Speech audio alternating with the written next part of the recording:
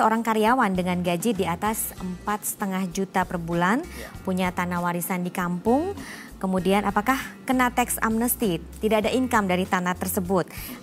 PBB rutin dibayar. Nah, mohon pencerahannya karena peraturannya tidak jelas, membuat khawatir. Jadi dapat tanah warisan ini malah seperti beban ketimbang berkah katanya. Begitu. Bagaimana Pak penjelasannya? Baik, jadi yang pertama mungkin kita bicara PBB tadi ya. PBB itu adalah jenis pajak yang berbeda ya. Jadi mau itu ikut amnesti atau tidak, nah PBB itu adalah pajaknya daerah. Setiap tahun pasti dikenakan. Ya. Jadi ini hal yang berbeda. Nah di dalam tax amnesty ini kita memberikan pengampunan terhadap PPH, pajak penghasilan yang selama ini atas penghasilannya belum dibayar PPH-nya, pajak penghasilannya. Ya. Nah terkait dengan kasus tadi, dia itu wajib pajak ya kan di atas PTKP. Kemudian dia dapat warisan. Nah warisan itu sendiri sebenarnya bukan objek pajak PPH. Bukan objek PPH sepanjang warisan memang benar-benar warisan dibuktikan dengan alat-alat buktinya. Misalnya kalau tanah ya memang ada balik namanya segala macam dari orang tua kepada anaknya. Nah kalau sepanjang dia sudah membayar pajak dengan benar atas penghasilan karyawan tadi, dipotong dan tidak ada penghasilan yang lain, termasuk dari tanah tadi, warisan tadi tidak menghasilkan yang lain, ya tentunya opsi untuk melakukan pembetulan SPT menjadi lebih baik. Jadi dia tinggal hanya melaporkan saja dalam SPT-nya tahun berapa dia dapat warisan itu, dilakukan pembetulan, cantumkan di situ, tentunya harus siap dengan bukti-bukti bahwa memang itu benar-benar warisan. Bukan perolehan dari yang lain gitu. Nah sudah itu cukup dilaporkan di SPT pembetulan, memasukkan harta tadi sebagai warisan. Kalau misalnya dia belum memiliki NPWP, apa yang harus dilakukan Pak? Itu lebih lagi. Kalau dia belum punya NPWP, tapi kalau yang sudah di atas 4,5 juta, kalau biasanya kalau karyawan pasti sudah di NPWP. Sudah ada NPWP ya. Pak. Kemudian untuk warisan yang belum terbagi Pak, siapa yang perlu melaporkan? Apakah orang tua atau anak? Dan kalau orang tua, apakah orang tua yang tidak punya NPWP bagaimana Pak? Nah sebenarnya warisan yang belum terbagi ini ya tentunya tidak bisa dimasukkan sebagai hartanya si anak ya, karena memang belum masih atas nama orang tua. Jadi warisan belum terbagi ini adalah subjek pajak tersendiri di dalam ketentuan undang-undang kita. Subjek pajak tersendiri dia harusnya memiliki NPWP sendiri, kemudian kalau ada penghasilan dari warisan tadi ya, kalau ini misalnya tanah besar atau gudang segala macam yang, nah ini itu adalah subjek pajak sendiri, punya NPWP sendiri. Kalau mau amnesti ya itu NPWP si warisan belum terbagi tadi.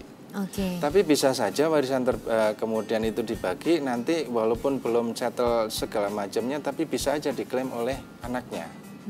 Nah dimasukkan di dalam SPT anaknya setelah nanti terbagi kan begitu. Jadi selama belum terbagi ya memang itu punya ini sendiri, NPWP sendiri. Kalau tidak punya NPWP bagaimana?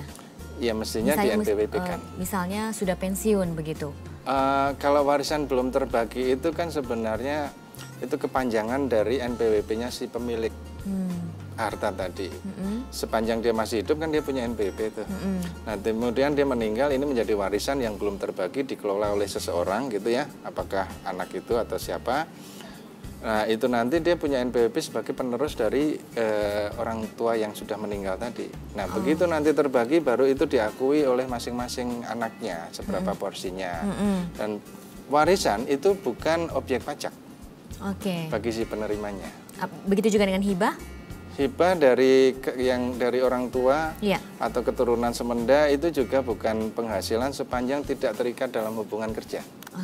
Baik. Ini selanjutnya ada email dari Agus di Jakarta Barat. Agus bertanya, ayah saya seorang pensiunan. Apakah ayah saya harus lapor atau ikut program tax amnesty? Karena tiap tahun juga ayah saya lapor SPT. Mohon penjelasannya Pak. Nah itu dia. Sepanjang selama ini ayahnya itu sudah memasukkan daftar hartanya, termasuk seluruh hartanya, maka sebenarnya nggak perlu ikut amnesti karena toh semuanya sudah dilaporkan, baik penghasilannya dulu maupun harta-hartanya.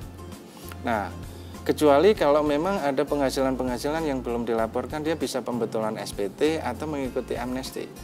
Dalam hal memang ada aset-aset yang belum dilaporkan di SPT.